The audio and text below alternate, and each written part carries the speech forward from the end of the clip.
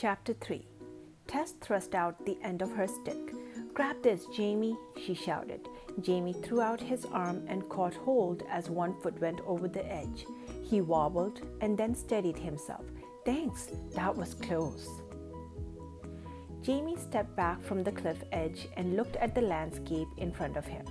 Gray mist hung over a forest of brilliant emerald green.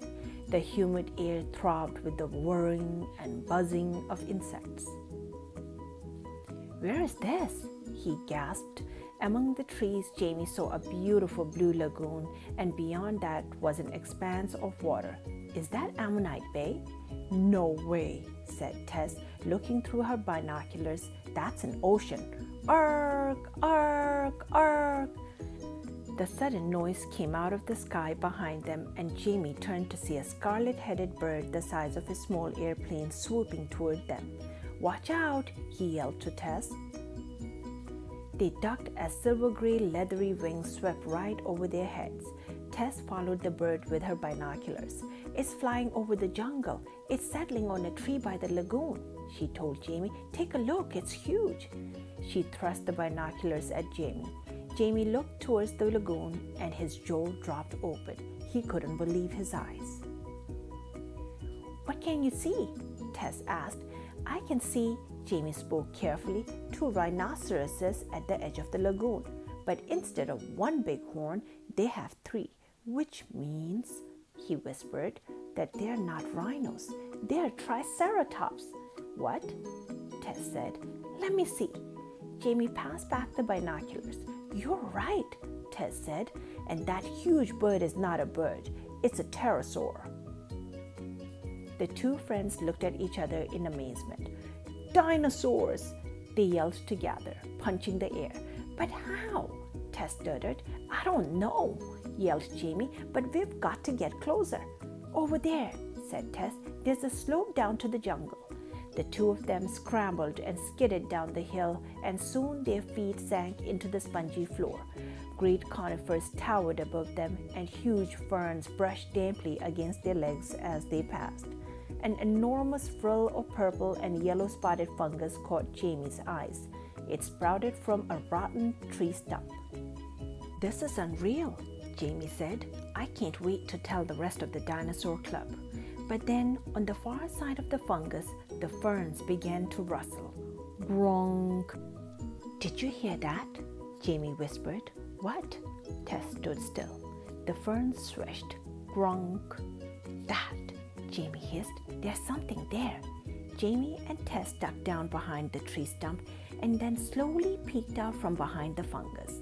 The noises were coming from a plump, scaly creature with a flat, bony head and splotchy green-brown markings.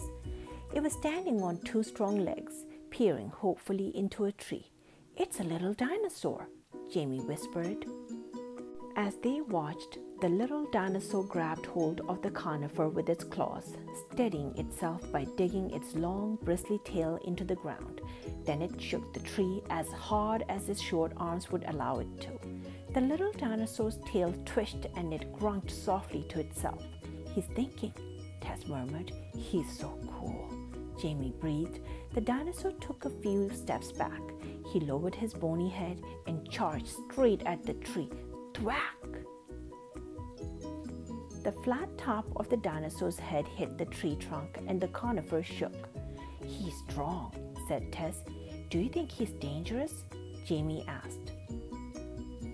Tess looked at Chiimey. "We should ask the Dinosaur Club. The others aren't going to believe this." She pulled out her tablet from her bag and snapped a photo of the dinosaur. "Hi from the Cretaceous period," Tess typed. "Anyone know if we're about to be lunch?" Immediately her tablet buzzed with incoming messages. "Wow! How did you get there? Amazing!" "He's a Bananosaurus," Lynn's message said. "So cool. Don't worry, you're not on the menu. He's a herbivore." "Phew," said Chiimey. "He just eats plants." "Scientists don't know what Bananosaurus use their hard skulls for," said Paul from France. "It might have been for fighting." The little dinosaur took another run up and rammed the tree again with the top of its head. He's trying to pick a fight with the tree, Tess laughed. At the sound of Tess's laughter, the dinosaur cocked his head to one side. He turned and blinked at Tess. You have hurt his feelings, Chiimey said, standing up beside Tess. Sorry, Vana, Tess told the little dinosaur. Tell you about everything later. She typed to the Dinosaur Club and put her tablet back in her bag. The Vananosaurus blinked at Tess and then at Chiimey. He took 3 big steps away from the tree and shifted his weight from foot to foot. He's revving up, said Chiimey. Go, Vana, go, they shouted. The Vananosaurus puts his head down and hurtled toward the tree. Thwack! The tree wobbled. Plunk! A single pine cone dropped to the ground. The dinosaur stuffed it into his mouth and looked happily at the 2 friends. Then he wagged his tail and scurried off on his 2 hind legs. Let's track him, said Tess. Just a minute. Chiimey carved a W into the tree stump with his rock hammer, so we remember where we met Vana. Now, which way did he go? Asked Chiimey as they clambered over the tree. Tess looked around at the trampled plants. He flattens the ferns as he walks on them, Tess said. We can follow his trail. The little dinosaur's trail led to a small clearing, and they found him standing on his hind legs, munching a leaf. He turned toward them and lowered his flat, bony head. Uh-oh, said Tess. He might charge us. It's okay, Vana. We're not predators. Chiimey put his backpack on the ground and took out his bag of stinky ginkgo fruit. He rolled one towards the Vananosaurus. The dinosaur sniffed at the fruit. He can't possibly want to eat that, said Tess, holding her nose. The Vananosaurus looked down his snout at Tess. Then he pinned the fruit between his claws and sunk his teeth into it. He made grunking noises as stinky ginkgo juice dribbled down his chin. Yum, yum, Chiimey grimaced as the dinosaur slurped up every disgusting drop.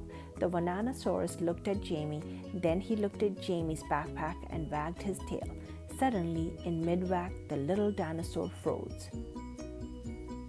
The jungle went still. Even the insects stopped buzzing. The ground trembled beneath their feet. Something's coming, whispered Chiimey. Something big. Chapter 4